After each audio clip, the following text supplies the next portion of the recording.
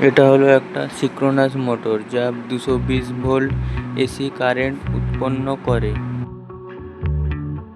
এই মোটরটা কিভাবে কাজ করে চলো দেখা যাক। এর জন্য সবার প্রথম আমাদেরকে এর অংশগুলি খুলে নিতে হবে। এখানে দেখো ছোট ছোট অনেকগুলি গিয়ার রয়েছে।